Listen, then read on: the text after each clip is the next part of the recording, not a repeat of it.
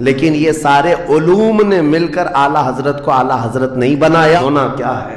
قبر میں ہمارے ساتھ بیٹھنے والا کون؟ یہ وہ امت ہے جس کے لیے میں رات رات بھر کھڑے ہو کر دعا کرتا ہوں. نے فرمایا ہر جمعرات کو میری پوری امت کے اعمال میرے پاس پیش کیے جاتے. وہ طارق بن زیاد ہی ہے جس نے پوری کشتیوں کو آگ لگا دیا تھا. آدمی سوچتا نہیں، سمجھتا نہیں، بس اپنے وقت کو ضائع کر رہا ہے، برباد کر رہا ہے، بیٹھا ہوا ہے، گپیں لگا رہا ہے. میں آپ کو بتاؤں، ہماری عمروں کا احتساب ہونا چاہیے. ہماری زندگی کو گن کر کے دیکھیں کتنے سال کے ہیں ہم. 25 سال، 30 سال، 35 سال، 40 سال، اور اس کے بعد گنو ہم سے کیا ہو سکا ہے اس دنیا میں. ہم اس دنیا میں کیا کر چکے اب تک؟ ہم سے کچھ نہیں ہوا. اگر تاریخ میں آپ کو بتاؤں میرے عزیزو، آپ کو پتہ ہے اس ہندوستان کی سرزمین پر سب سے پہلے لشکر اسلام کی سپہ سالاری کرتے ہوئے آنے والا ایک نوجوان محمد بن قاسم 10,000 کا لشکر لے کر عرب سے آیا تھا اور پرچم اسلام لہرایا تھا. تاریخ میں آج بھی رقم ہے. اپنے پنڈتوں نے بھی اس تاریخ کو لکھا ہے. ہاں، پنڈتوں نے بھی لکھا ہے. اور یہ محمد بن قاسم 10,000 کی سپہ سالاری کے ساتھ ہندوستان میں آ کر اسلام پھیلایا. عمر کیا تھی؟ صرف 19 سال کی عمر تھی. 19 سال کی عمر میں یہ عظیم کارنامہ انجام دینے والا، انہوں نے اپنی عمر کا صحیح استعمال کیا، اپنی ایج کو برباد نہیں کیا، ضائع نہیں کیا. طارق بن زیاد جس کا یورپ بھی قائل ہے، جبل الطارق آج بھی ایک مقام ہے یورپ میں جس کو جبرالٹر کہا جاتا ہے. یہ حضرت طارق بن زیاد کے نام سے ہے. یہ پہلا سپہ سالار ہے جس نے پوری دنیا کے سامنے وہ عزم پیش کیا تھا. یورپ کی سرزمین پر جب کشتیاں لے کر پہنچے تھے یہ مومنین کی تعداد، وہ طارق بن زیاد ہی ہے جس نے پوری کشتیوں کو آگ لگا دیا تھا. کہا تھا کہ ہم پیچھے مڑ کر جانے والوں میں سے نہیں ہیں. جتنے ساتھ آئے تھے سمندر پار کر کے، کشتیوں کا سفر تھا، کشتیاں لکڑی کی بنی ہوئی، آگ لگا دیا اور کہا اب اس عزم کے ساتھ اترو، یا تو ہماری قبر بنے گی یا تو ہمارا جھنڈا لہرائے گا. میرے عزیزو، عمر 22 سال کی تھی طارق بن زیاد. اور ایک دو نہیں، میں تمہارے سامنے مثالیں رکھوں. ہندوستان کی سرزمین پر ایک ولی کامل کی آپ کو میں تاریخ اگر بتاؤں، جو سرکار سیدنا غریب نواز رضی اللہ تعالیٰ عنہ سے بھی 200 سال پہلے اس ہندوستان کی سرزمین پر تشریف لائے اور اسلام کی خاطر لڑتے لڑتے شہید بھی ہو گئے، اور جن کا لقب سلطان الاولیاء ہے، سیدنا سالار مسعود غازی رحمۃ اللہ علیہ. ان کے متعلق یہ فرمایا گیا وہ سلطان الاولیاء ہے ہندوستان کے، اولیاء اکرام کے بادشاہ کی حیثیت ہے. سرکار غریب نواز سے بھی پہلے آئے، لیکن ان کی عمر ان کی شہادت کے وقت 19 سال کی تھی. صرف 19 سال کی عمر میں وہ مقام عظیم پا لیا. ہماری تو زندگی کی عمریں پتہ نہیں کتنی چلی گئیں اور ہم میں سے کوئی کارنامہ نہ ہو سکا. کارنامہ نہ صحیح، زندگی گزارنے کا سلیقہ بھی نہیں آ سکا. کارنامے نہ ہوں تو الگ بات ہے، لیکن مسلمان تو بن جاتا کوئی. عزیزان گرامی وقار، میں آپ کو ایک بات بتا دوں، جو زندگی ملی ہے کچھ ایسا کر جاؤ کہ تمہاری تاریخ رقم ہو جائے، ورنہ قبرستان جا کر کے دیکھنا، وہاں تو لکھے ہوئے کتبے بھی مٹ گئے. قبروں میں کون سویا ہے ان کو بھی لوگ فراموش کر چکے، بھول گئے، سب بھول گئے. لیکن کچھ ہستیاں ہیں جو ہمیشہ آباد رہتی ہیں. یہ وہ لوگ ہیں جنہوں نے اس روئے زمین پر اپنی ذات کے لیے نہیں، اللہ کی رضا کے لیے جیا کرتے تھے، اللہ کی رضا کے لیے جیا کرتے. آج میں یہ بات کہنا چاہتا ہوں نوجوانوں سے، تمہیں پتہ ہے ممبئی کی سرزمین پر لاکھوں نوجوانوں کی تعداد ہے، میں جانتا ہوں، لیکن ان میں سے کوئی انقلابی نوجوان ہو، کوئی دین کی طرف بڑھنے والا، حساس دل رکھنے والا کیوں نہیں؟ خاص طور پر آپ کے ان علاقوں میں تو نشہ اتنا عام کر دیا گیا ہے. ہم دور دراز علاقوں سے سنتے ہیں کہ مسلمانوں کی میجورٹی والے علاقے، یہاں نشہ بکتا بھی ہے، کرتے بھی ہیں، رات بھر اسی میں پڑے رہتے ہیں. کس نے اس دنیا میں تمہیں ملوث کیا ہے۔ یہ وہ قوم ہے جو قیصر و کسریٰ کو گھٹنے پر لے آئی تھی۔ یہ وہ قوم ہے جس نے دریائے دجلہ میں گھوڑے دوڑا دیے تھے۔ یہ وہ قوم ہے جس نے افریقہ کی جنگلوں میں بھی اذانیں دی تھی۔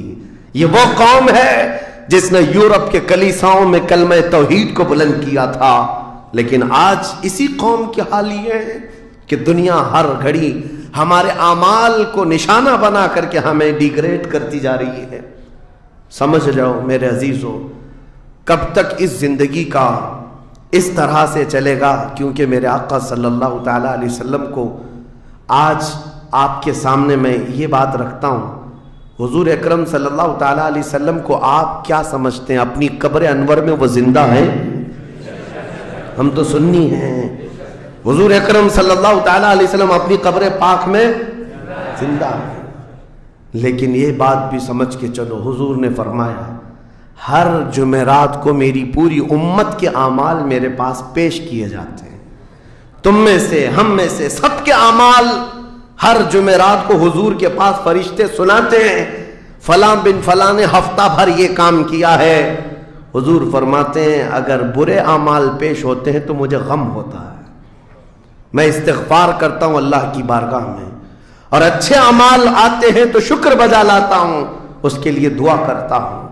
عزیزان گرامی وقار، کبھی پلٹ کر کے زندگی میں دیکھنا کتنے جمعرات ایسی چلی گئی ہوں گی جس میں ہمارے کون سے اعمال فرشتے لے جا کر کے سنا رہے ہوں گے۔ حضور اکرم صلی اللہ تعالیٰ علیہ وسلم کی بارگاہ میں جب ہمارے اعمال یہ کہہ کر سنائے جائیں، آقا آپ کا فلاں امتی بے خبر ہے، نہ نماز پڑھتا ہے، نہ ہی آپ پر درود پڑھتا ہے، نہ ہی وہ کبھی نیکیوں کی طرف آتا ہے، وہ تو گانوں کی دھن پر جی رہا ہے۔ صبح اٹھتا ہے، شام ہوتی ہے تو اس کو تو فلموں کے نغمے یاد ہیں، آپ کا کوئی قول یاد نہیں۔ بتاؤ میرے آقا صلی اللہ تعالیٰ علیہ وسلم کو فرشتے جب ہمارے متعلق یہ خبر دے رہے ہوں، کیا حضور پاک صلی اللہ تعالیٰ علیہ وسلم کو اس بات کا قلق نہیں ہوتا؟ یہ وہ امت ہے جس کے لیے میں رات رات بھر کھڑے ہو کر دعا کرتا تھا، آج یہ ہم کو فراموش کی ہوئی ہے۔ زندگی گزارنے کا مقصد سمجھ جاؤ میرے عزیزوں۔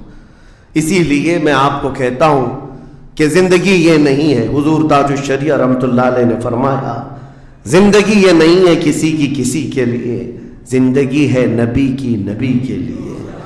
نہ سمجھ مرتے ہیں زندگی کے لیے، جینا مرنا ہے سب کچھ نبی کے لیے۔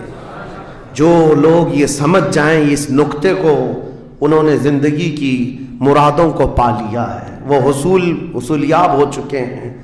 لیکن جو اب تک بھٹکے ہوئے ہیں ان کو میں دعوت فکر دوں گا، ایک بار سوچ لو، ایک بار سوچ لو، ویسے ہی دنیا ختم ہونے والی ہے اور تمہاری موت آنے والی ہے۔ ایک بار سوچ لو، ایک بار سوچ لو کہ ہمارے ساتھ آخرت میں ہونا کیا ہے، قبر میں ہمارے ساتھ بیٹھنے والا کون ہے، ہمارے ساتھ تنہائی کا نگہبان کون ہے، اور محشر کے اس بھرے میدان میں ہمارا ہاتھ پکڑنے والا کون ہے۔ جب بار بار یہ سوچو گے تو اس فکر کو پہنچو گے کہ وہ صرف اور صرف ایک ہی ذات ہے، کون دیتا ہے دینے کو منہ چاہیے، دینے والا ہے سچا۔ حضور پاک صلی اللہ تعالیٰ علیہ وسلم کی طرف لو لگا دو۔ اس کو جن لوگوں نے اپنی زندگی میں پہچان لیا وہ امام اہل سنت بن گئے، مجدد وقت بن گئے۔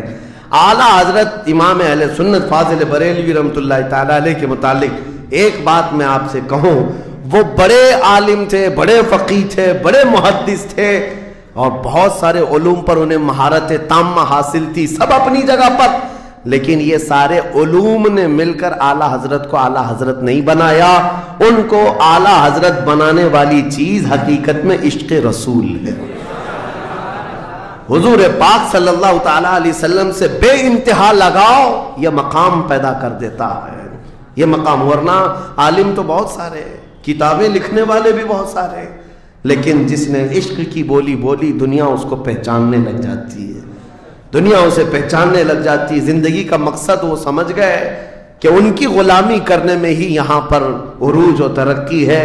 اسی کو خان وعدہ اعلیٰ حضرت سے ان کے پوتوں تک بھی یہ फिक्र पहुंची, ताजुश्शरिया ने फरमाया बुलहवसन सीमो जर की बंदगी अच्छी नहीं, उनके दर की भीख अच्छी, सरवरी अच्छी नहीं।